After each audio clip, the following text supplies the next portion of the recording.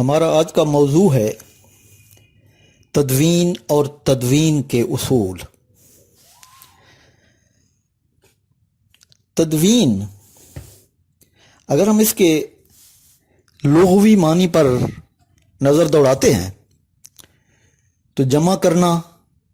تالیف کرنا، مرتب کرنا، ترتیب و انتخاب،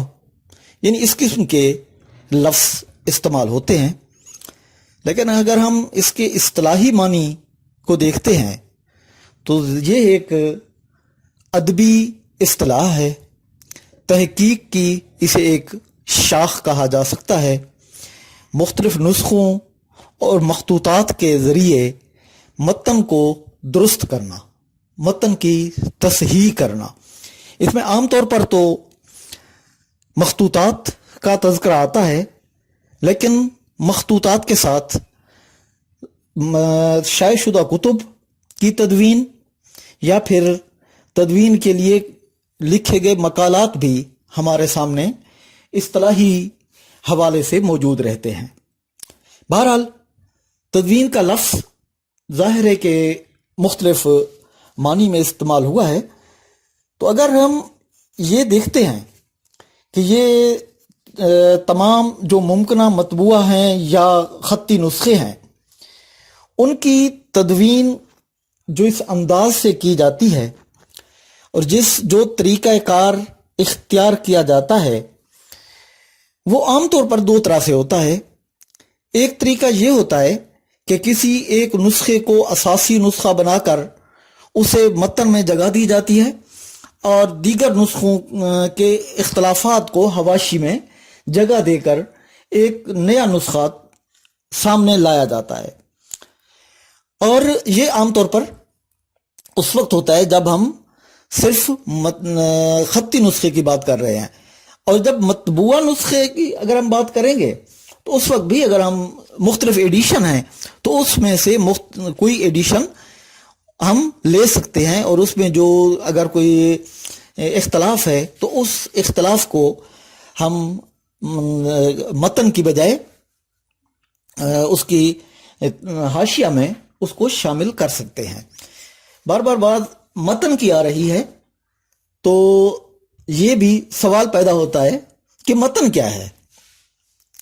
اصل میں متن کے بھی اگر ہم لغوی معنی کو دیکھتے ہیں تو اس میں ہم یہ کہہ سکتے ہیں کہ مصنف کے اصل الفاظ، یعنی جب کوئی مصنف کچھ لکھتا ہے تو وہ اس کے جو بھی اصل الفاظ ہوں، یا پھر ہم یہ کہہ سکتے ہیں کتاب کی اصل عبارت، یعنی یہ کتاب خطی کتاب بھی ہو سکتی ہے اور یہ کتاب جو ہے یہ شائع شدہ کتاب بھی ہو سکتی ہے۔ کتاب کے صفحہ پر حوض کی عبارت، یعنی اگر ہم کتاب کا صفحہ دیکھتے ہیں، کتاب کے صفحہ پر ایک لائن لگی ہوتی ہے جس کو ہم عام طور پر حاشیہ کہتے ہیں۔ بے شک حاشیہ وہ نہیں ہوتا، حاشیہ تو وہ ہے کہ جو ایک سائڈ پہ جگہ بچی ہوئی ہے یا اس جگہ پر کچھ لکھا گیا ہے۔ تو بہرحال وہ جو حوض ہے، یعنی درمیان میں کتاب پر ایک صفحے پر جو کچھ لکھا ہوا ہے وہ حوض کہلاتا ہے۔ تو اس حوض کی جو عبارت ہے وہ ہو سکتی ہے۔ اسی طرح کپڑے یا سڑک کا بیچ کا حصہ، یعنی کہ جو درمیان کا حصہ ہے، کیونکہ عام طور پر ہم دیکھتے ہیں کہ ایک کاغذ جو ہے اس کے درمیان کے حصے کی بات کی جا رہی ہے تو وہ بھی متن کے زمرے میں آتا ہے۔ کئی جگہوں پہ لفظ پشت استعمال ہوتا ہے، یا بعض اوقات تو گھوڑے کی پشت کا لفظ بھی استعمال ہوتا ہے۔ تو یہ بھی اسی حوالے سے استعمال ہوتا ہے کہ جیسے کاغذ کا ایک صفحہ ہے وہ ایک کاغذ کی ایک پشت ہے، تو اس لیے یہ پشت پر جو کچھ موجود ہے وہ متن کہلاتا ہے، یعنی چاہے وہ کاغذ کی پشت پر ہے چاہے کسی اور پشت کی بات ہے۔ تو یہ متن کے لغوی معنی کی جہاں تک بات ہے وہ اس انداز سے کی جاتی ہے۔ لیکن بہرحال اگر ہم اس کے بھی اصطلاحی معنی دیکھتے ہیں تو وہ کسی ایسی زبان میں لکھی گئی تحریر یا دستاویز جس سے محقق یا مدون واقف ہے، یعنی وہ تحریر جسے وہ سمجھتا ہے، جسے وہ ترتیب دینا چاہتا ہے یا اس کی تدوین کرنا چاہتا ہے۔ گویا مصنف ہے، شاعر ہے، جس کی اپنی اصل عبارت، یعنی اس کی اپنی اصل تحریر جو ہے وہ متن ہی کے زمرے میں آتی ہے. اور جب ہم متن کو دیکھتے ہیں تو ظاہر ہے کہ تدوین متن، بات کیونکہ تدوین اور متن کی ایک ساتھ آ رہی ہے، تو متن کو تدوین کرنا یعنی متن کو ہم جب ایک دفعہ پہلے موجود ہے ایک متن، پھر اس متن کو نئے سرے سے ہم سامنے لانا چاہتے ہیں، جو قدیم جو اس کی تحریری صورت ہے اس کو بازیافت کرنا چاہتے ہیں اور منشاء مصنف کے مطابق درست متن کا تعین کرنا چاہتے ہیں، تو اس حوالے سے جو متن سامنے آئے گا وہ ایک تدوین کی صورت ہوگی، اس کو تدوین متن کہا جاتا ہے. یعنی تدوین متن کی اصطلاح جو ہے وہ ویسے تو ظاہر تحقیق کی، فن تحقیق کی ایک شاخ ہے تدوین. تو اس طریقے سے یہ تدوین جو ہے اوریجنل متن کو سامنے لانا ہے. گویا اس کو تدوین متن کے ساتھ ساتھ کچھ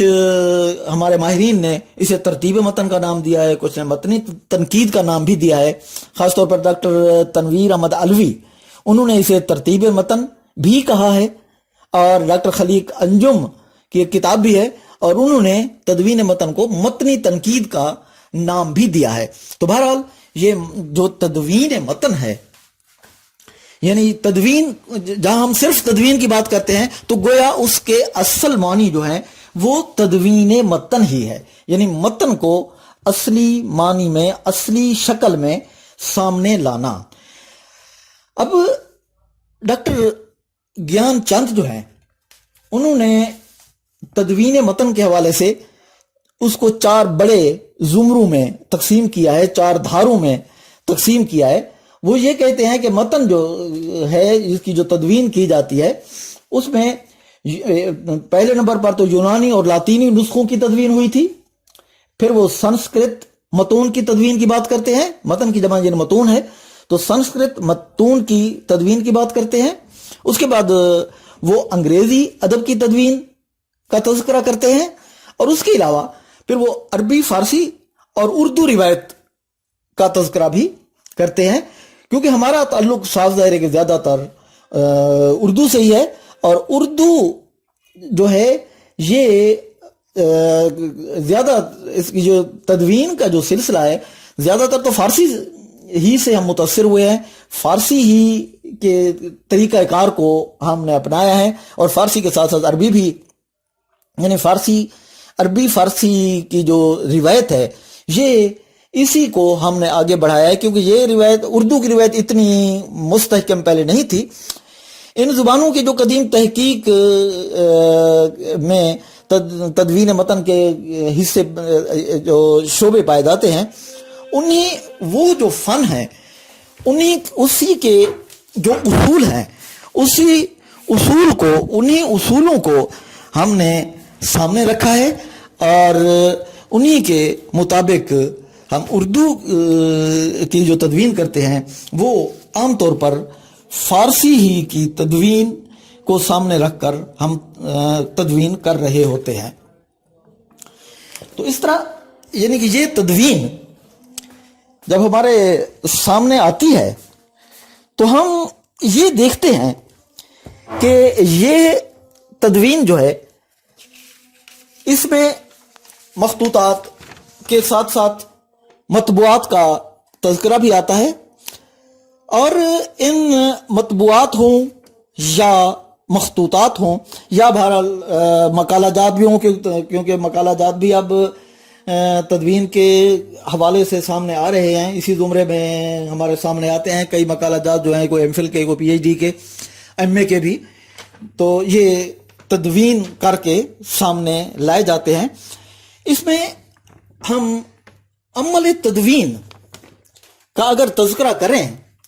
تو ظاہر ہے کہ یہ تدوین کا جو عمل ہے اس کو ہم دیکھیں گے کہ یہ کس طرح پایہ تکمیل کو پہنچایا جاتا ہے، کیونکہ تدوین کا عمل مسودے کی پڑتال سے شروع ہوتا ہے. سب سے پہلے ہم دیکھتے ہیں کہ جو بھی مسودہ ہمارے سامنے موجود ہے، جس کی تدوین کرنا مقصود ہے تو اس کے مسودے کی سب سے پہلے پڑتال کی جائے گی۔ یہ پڑتال کس طرح کی جاتی ہے؟ اس میں مختلف چیزیں، خاص طور پر اس جو نسخہ ہے یا جو کتاب ہے، جو متن ہمارے سامنے ہے، اس کے موضوع کو دیکھا جائے گا۔ موضوع ظاہر ہے کہ جو مدون، جو تدوین کرنے والا ہے، وہ اپنے طور پر جس موضوع سے اس کی دلچسپی ہے وہ اسی کو تدوین کرنے کے لیے سامنے لائے گا۔ تو موضوع کے بعد ہم پہلا کام جو ہے وہ صحت متن کو دیکھیں گے کہ متن اس کا صحیح ہے یا نہیں ہے، کس انداز سے وہ متن موجود ہے۔ اگر زیادہ نسخے ہیں تو اس میں ہم یہ دیکھیں گے کہ کون سا نسخہ ہمیں ایسا نظر آ رہا ہے جو مستند ہے، جس میں متن ہمیں صحیح نظر آ رہا ہے، اور پھر اس میں زبان و بیان کس قسم کی ہے، اس کے مضمون جو ہیں، موضوعات جو اس میں دیے گئے ہیں، ان کو کس انداز سے تقسیم کیا گیا ہے،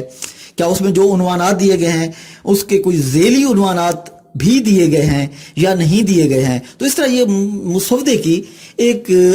عمومی پڑتال ہوگی۔ اس عمومی پڑتال کے بعد پھر ابتدائی صفحات جو ہیں، جو بھی مسودہ ہے یا جو بھی کتاب ہے، اس کے ابتدائی صفحات کو دیکھا جائے گا۔ اس کے ابتدائی صفحات میں سب سے پہلے ہم اندرونی سرورق کو دیکھتے ہیں، کیونکہ سرورق ایک تو ابتدا پہلے ہے، اس کے بعد اندر بھی ایک جس کو ہم سب ٹائٹل بھی کہتے ہیں، جو اندرونی سرورق ہے، اس کو دیکھا جائے گا۔ طباعت کے متعلق کچھ تفصیلات، اس میں اگر شائع شدہ ہے تو اس میں مقام اشاعت دیکھی جائے گی، سال اشاعت دیکھا جائے گا، اشاعتی ادارہ دیکھا جائے گا، اور اس کے بعد یہ دیکھا جائے گا کہ ایڈیشن کون سا ہے، یا اگر وہ شائع شدہ نہیں ہے تو کوئی نسخہ ہے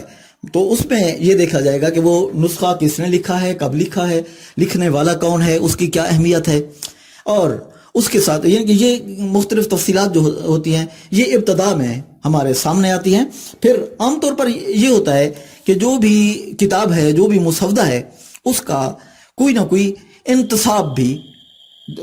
دیا جاتا ہے، تو اس انتصاب کو بھی دیکھا جائے گا، کیونکہ انتصاب کا ایک خاص مصنف کے ساتھ ایک خاص تعلق کا اظہار ہوتا ہے کہ اس نے انتصاب کس کے نام کیا ہے، کس انداز سے انتصاب کیا ہے۔ پھر مضامین کی فہرست، ظاہر ہے کہ ابتدا میں فہرست دی جاتی ہے، اس کو دیکھا جائے گا، اور اس کے ساتھ ساتھ کتاب سے پہلے، مسودے سے پہلے عام طور پر پیش لفظ لکھا جاتا ہے، جسے مقدمہ بھی کہا جاتا ہے، تعارف بھی کہا جاتا ہے۔ تو یہ مقدمہ یا تعارف جو ہے، اس کو بھی دیکھا جائے گا کہ اس میں کس قسم کی بات لکھی گئی ہے۔ یہ ابتدائی صفحات کا ایک تذکرہ ہے۔ تو ابتدائی صفحات کے بعد ہم اس متن کے معیار کو دیکھیں گے، اس میں معیار بندی کس قسم کی ہے۔ اس میں نقل حرفی، یعنی جس شخص نے وہ مسودہ تحریر کیا ہے، ہاتھ سے لکھا ہے یا اس نے یعنی کتابت کی ہے، کمپوزنگ کی ہے، کچھ بھی ہے، اس نے اس کو کس انداز سے تحریر کیا ہے، کیونکہ ایک نسخہ ابتدا میں ہو سکتا ہے کہ مصنف نے خود لکھا ہو، پھر اس کے بعد اس کی جو نقل ہے وہ عام طور پر تیار کی جاتی ہے، اور اس کے بعد ہم اس کی یہ بھی دیکھیں گے کہ ایک ابجدی ترتیب کیا ہے، کہ حروف ابجد کو کس انداز سے ترتیب دیا گیا، یا اس میں املا اور ہجہ، کیونکہ ایک دور میں املا اور ہجے وہ کسی انداز سے استعمال ہوتے رہے ہیں، پھر دور گزرتے مختلف ادوار کی ہم بات کریں تو املا بھی تبدیل ہوتی رہی ہے۔ پھر ہم یہ بھی دیکھنا چاہیں گے کہ کیا کوئی یہ ایسا مسودہ ہے جس کی ہم تدوین کر رہے ہیں، کیا اس میں کوئی اقتباسات بھی موجود ہیں، کیونکہ عام طور پر جب ہم کوئی نثری حوالہ دیکھتے ہیں، کتاب دیکھتے ہیں، کوئی متن دیکھتے ہیں، اس میں اقتباس بھی موجود ہوتے ہیں، بعض اوقات کوئی شعری اقتباس بھی سامنے آ جاتے ہیں۔ پھر ہم یہ بھی دیکھیں گے کہ کیا جو متن ہمارے سامنے ہے، جس کی ہم تدوین کرنا چاہ رہے ہیں، اس میں کوئی حوالہ جات بھی موجود ہیں۔ حوالہ جات کے ساتھ کیا انہوں نے کوئی، اگر حوالہ جات ہیں تو وہ کس قسم کے ہیں، کیا وہ مستند حوالے ہیں۔ اس کے بعد رموز اوقاف، یعنی سکتہ، رابطہ، تفصیلیہ ہے، ختمہ ہے، واوین ہے، سوالیہ نشان ہے، ندائیہ یا قوسین، کیا ان کا بھی استعمال کیا گیا ہے یا نہیں کیا گیا۔ پھر ابواب بندی میں پیرا بندی بھی دیکھیں گے کہ ابواب میں ظاہر ہے کہ ایک باب جو ہے وہ مسلسل نہیں لکھا جاتا، بلکہ اس کی مختلف جو باتیں ہیں ان کو مختلف پیراگراف میں شامل کیا جاتا ہے۔ تو ان پیراگراف کا بھی جائزہ لیں گے کہ پیراگراف کس انداز سے ترتیب دیے گئے ہیں۔ پھر حواشی، اگر حواشی دیے گئے ہیں تو اس کو بھی دیکھا جائے گا۔ ان کے ساتھ ساتھ جب عمل تدوین میں ایک چوتھی چیز، یعنی مسودے کی پڑتال پہلی چیز تھی، ابتدائی صفحات کو دیکھنا یہ دوسری چیز ہے، معیار بندی جو ہے تیسری چیز ہے، اور اس کے ساتھ چوتھی چیز جو ہے وہ اختتامیہ ہے، جو اختتامی حوالہ ہے، یعنی کیا ہم اس میں کوئی ضمیمہ جات دیے گئے ہیں، اگر کوئی ضمیمہ جات دیے گئے ہیں تو ان کو دیکھا جائے گا۔ اس میں کتابیات دی گئی ہے، اگر دی گئی ہے تو وہ کس انداز سے ہے، کتابیات کو کے اصولوں کے مطابق اسے ترتیب دیا گیا ہے یا نہیں دیا گیا۔ پھر یہ کہ کیا اس میں کوئی اشاریہ سازی بھی کی گئی ہے، اگر کی گئی ہے تو وہ کس قسم کی ہے۔ تو اشاریہ سازی کا ایک اپنا حوالہ ہوتا ہے، تو اشاریہ سازی کو بھی دیکھا جا سکتا ہے۔ اس کے بعد ہم جب عمل تدوین کر لیتے ہیں تو ایک تدوین یعنی یہ سارا عمل کرنے کے بعد ہم ایک مکمل طور پر اس کو تدوین کے زمرے میں لاتے ہیں، اس کو ایک نیا اس کا نسخہ تیار کرتے ہیں۔ اس نئے نسخے کو پہلا جو نسخہ ہوگا اس کو تسوید کہا جائے گا۔ یعنی اب ہم یہ دیکھنا چاہتے ہیں کہ کتاب سازی کیسے ہوگی، یعنی مصنف نے تو ایک لکھ دی تھی کتاب، اس کے تدوین کے مراحل کیا ہوں گے، کیونکہ مصنف نے جو کتاب وہ لکھی تھی اب وہ قاری تک کیسے پہنچے گی، یعنی کتاب سازی مصنف سے لے کر قاری تک۔ تو اس میں یعنی تدوین کے جو مراحل ہیں وہ ہم سامنے رکھیں گے۔ اس میں پہلا مرحلہ جو ہے وہ تسوید کا ہے، یعنی ہم نے ایک پہلا مسودہ تیار کر لیا، اب اس مسودے پر نظر ثانی ہوگی، اس مسودے سے کو ایک مرتبہ دیکھا جائے گا، اس میں اس کو پھر ایک تبیض اس کا سامنے لایا جائے گا، یعنی پہلا مسودہ جو ہے اس کو تسوید کا نام دیا جاتا ہے، اور جو پھر تبیض ہے یعنی جس کو ہم پھر سفید مسودہ کہہ سکتے ہیں، جو کہ بالکل ایک ایسا مسودہ ہے کہ جو مکمل ہو گیا ہے، اب اسے کتابت کے لیے دیا جا سکتا ہے، اسے کمپوزنگ کے لیے دیا جا سکتا ہے، اس کی جب ایک یعنی کتاب کی شکل دینے کے مراحل اس کے پھر شروع ہو جائیں گے، تو اس کو کتابت اگر کی جائے گی یا کمپوزنگ کی جائے گی، تو جب ایک کاتب یا ایک کمپوزر کتابت یہ کر لیتا ہے تو اس پر بھی اعتماد نہیں کیا جا سکتا، اس کو بھی فائنل نہیں کیا جا سکتا، بلکہ اس کے بعد ہم اس کی پروف خوانی کرتے ہیں۔ پروف خوانی یعنی اس کو پروف ریڈر بھی کہا جاتا ہے عام روٹین میں، کہ پروف ریڈنگ کہ اس میں کون کون سی اغلاط ہیں ان کو دوبارہ اس کی تصحیح کی جاتی ہے۔ پھر اس کا جب یہ سارا کچھ ہو جاتا ہے تو ایک سر ورک دیا جاتا ہے، یعنی اس کا ایک ٹائٹل جو ہے وہ الگ سے سامنے لایا جاتا ہے، پھر اسے طباعت کے یعنی پریس میں ہم بھیج دیتے ہیں۔ جب وہ چھپ جاتی ہے، اگر ہم وہ تدوین کر کے اسے چھپوانا چاہتے ہیں، ورنہ اگر تدوین کر کے وہیں روکنا چاہتے ہیں، صرف تدوین ہمارا مقصود جو ہے کمپوزنگ تک ہے، تو ہمارا کام مکمل ہو گیا، پھر ہم اسی کی جلد بندی کرا دیں گے۔ لیکن اگر ہم اس کو طباعت کرانا چاہ رہے ہیں، کتاب کی شکل میں لانا چاہ رہے ہیں، تو پھر اس کو ہم پریس میں بھیجیں گے۔ پریس میں عام طور پر یہ ہوتا ہے کہ 16 صفحے کی عام کتاب جو ہے وہ عام طور پر آج کل جو کتابیں چل رہی ہیں وہ اس کو 16 یعنی صفحات پر تقسیم کیا جاتا ہے۔ یہ اپنا پہلے تو جو اس کے صفحات ہوا کرتے تھے اس کو 20 30 16 کہا جاتا تھا، یعنی 20 انچ ضرب 30 انچ کا ایک کاغذ، اس کو 16 صفحات پر تقسیم کیا جاتا تھا، یعنی چھپائی جو ہوتی تھی تو وہ 16 صفحے کی ایک چھپائی ہو جاتی تھی، یا پھر اب جو عام روٹین میں کاغذ آ رہے ہیں وہ ہے 23 36 16، یعنی 23 اور 36 انچ 23 ضرب 36 انچ کا کاغذ ہے، اس کو 16 حصوں میں تقسیم کیا گیا ہے۔ تو عام طور پر کتاب کی پھر اس کی جز بندی کی جاتی ہے، یعنی مختلف اجزاء جو ہیں ان کو اکٹھا کیا جاتا ہے، تو وہ جز بندی عام روٹین میں جو ہے 16 صفحات کی ہوتی ہے۔ اگر کتاب بڑی ہے، یعنی جیسے ہم ایک اپنا ہمارا مقالہ ہے उसी को उसी साइज में हम छपवाना चाहते हैं तो वो अमूमन 23-36-8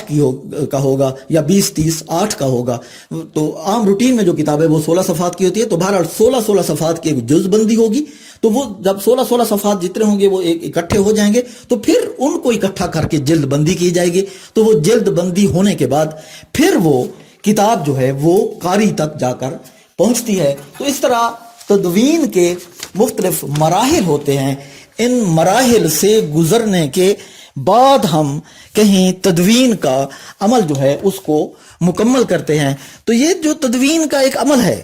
जिसको हमने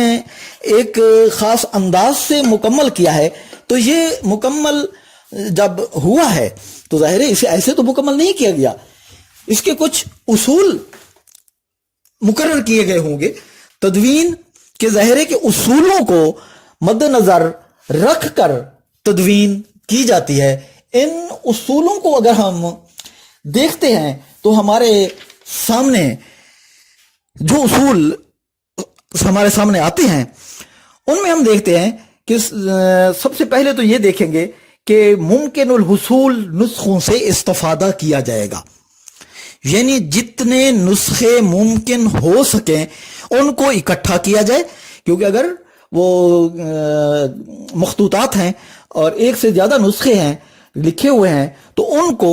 हम इकट्ठा करेंगे। तो तदवीन का ये मुसलमान उसूल है कि किसी मतन के जितने अहम नुस्खे मुमकिन उल हुसूल हों उन सब से इस्तिफादा किया जाए। इसके बगैर तदवीन का हक अदा नहीं हो सकता। ये एक सब्र आजमा काम ज़रूर है, लेकिन इस सिलसिले में उजलत पसंदी और आसान तलबी दोनों से कता ताल्लुक करना पड़ेगा। यानी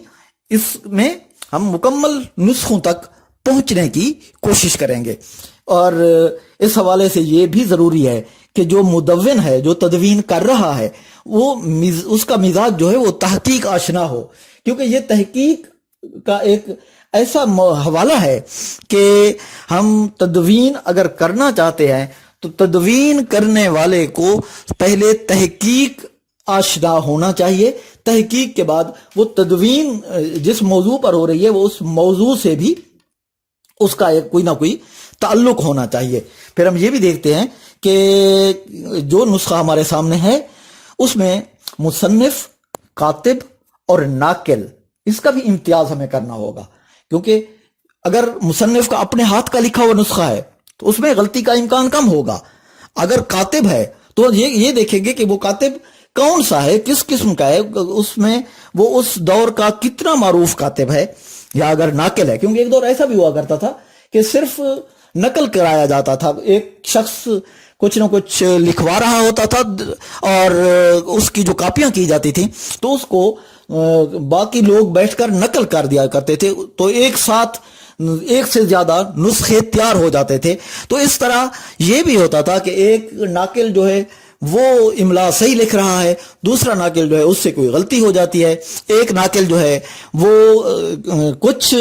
सुन कर लिखता है, उसे कुछ समझ आती है, वो कुछ लिखता है, दूसरा कुछ लिखता है। तो इस तरह यानी कि जो मुसन्निफ है उसका लिखा हुआ कुछ हो सकता है, कातिब ने जो लिखा है उसको देखा जाएगा कि वो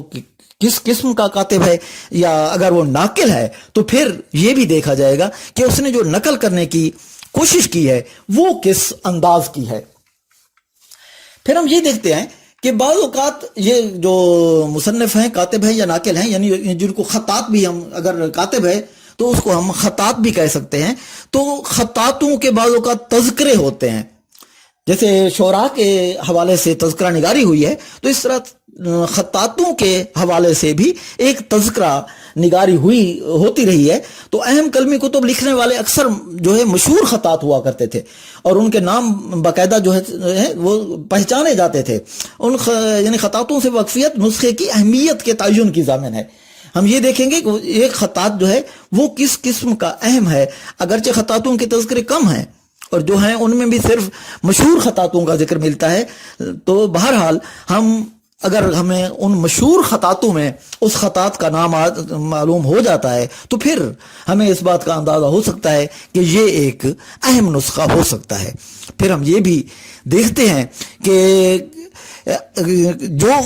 खतात है उसने जो खतात है, जो कातिब है, जो मुसन्निफ है, उसने जो जुबान इस्तेमाल की है وہ کس عہد کی زبان ہے، کیونکہ تدوین کے اصولوں میں یہ بات ہے کہ عہد بعہد زبان کی پہچان ہونی چاہیے. عہد بعہد اگر زبان کی پہچان ہوگی تو پھر ہم یہ جان سکیں گے کہ فلاں جو نسخہ ہے یہ واقعی اسی دور کا ہے. یعنی اگر ہم یہ دیکھیں کہ قدیم کوئی نسخے ہیں، بعض اوقات یہ اس کی مدتیں جو ہیں یہ بہت طویل ہو جاتی ہیں، تو ان طویل مدتوں کے حوالے سے ہم یہ دیکھیں گے کہ اس عہد میں کون سی زبان استعمال ہوئی ہے، کیا وہی زبان اس نسخے میں یا اس کتاب میں استعمال ہوئی ہے جس عہد کی بات ہو رہی ہے. پھر اس کے ساتھ ساتھ طرز املا، کیونکہ ہر دور کی اپنی املا رہی ہے،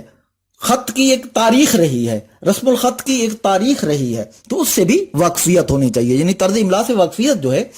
وہ بھی ایک مدون کے لیے ضروری ہے، اور تدوین کے اصولوں کا ایک اہم حوالہ ہے کہ طرز املا جو ہے اس کو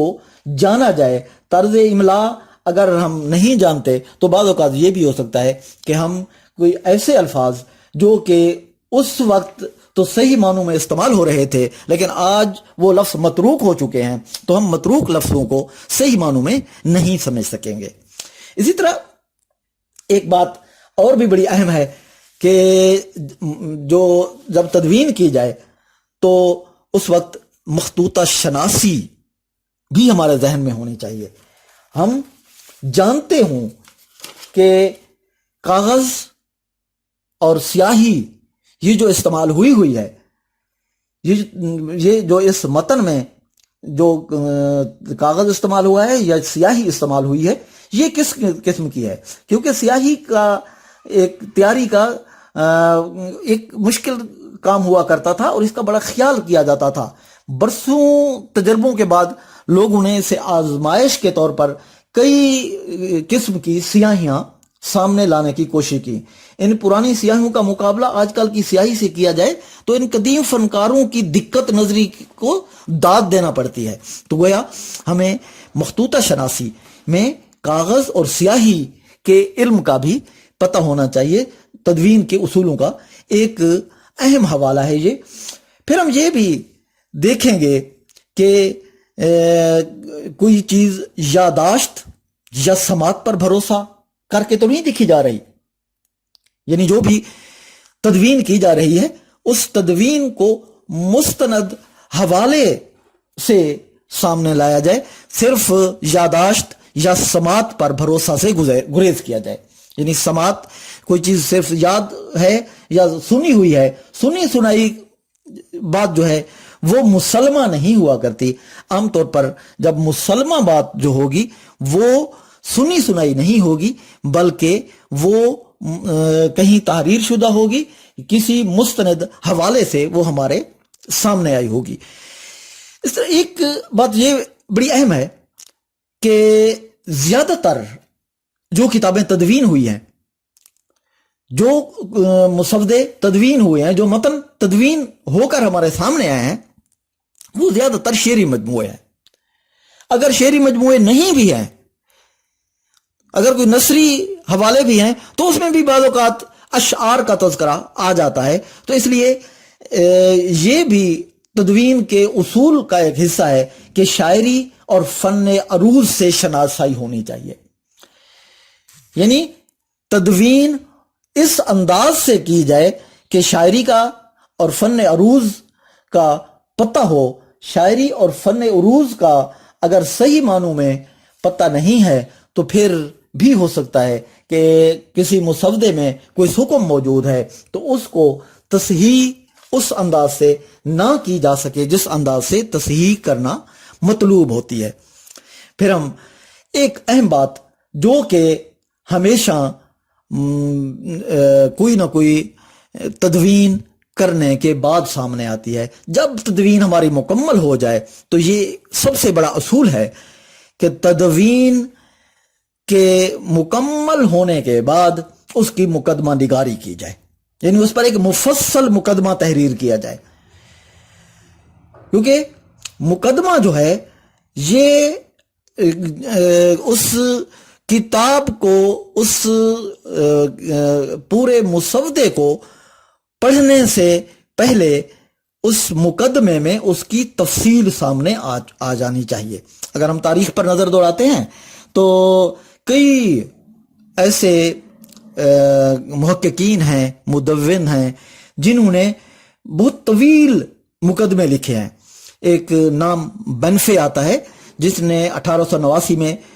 पंचतंत्र यानी संस्कृत में मुरत्तब की थी। तो उसका सिर्फ मुकदमा जो था वो एक जिल्द का मुकदमा था और 600 सफ़हात पर मुश्तमिल था। ये पंचतंत्र जो है ये जानवरों के किस्सों की एक मशहूर किताब है।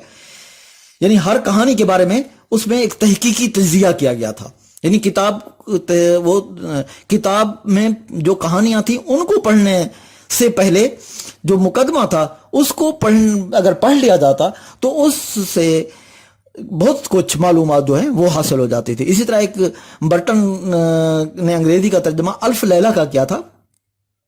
तो उसका जो तितमा है, जो इख्तिताम किया जो उसने, वो भी एक तवील जिल्द पर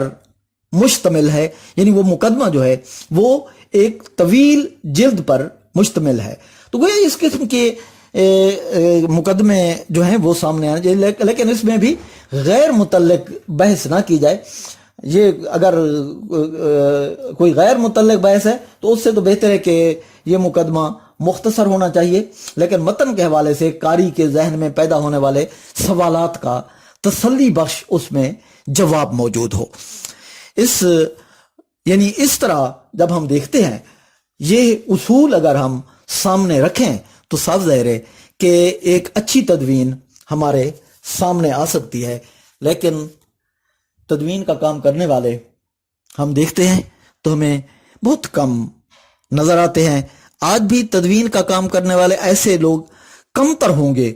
जो तहकीक से वाकफियत रखते हों और तदवीन की ज़रूरत और अहमियत को समझते हों। यही वजह है कि रफ्ता रफ्ता कम मियारी जो है, कम मियारी को मियार बनाया जा रहा है, जो कि तहकीक और तदवीन के लिए लम्हा फिक्रिया है। मैं यहां यह भी कहूंगा कि कुछ सरकारी और नीम सरकारी इदारों ने भी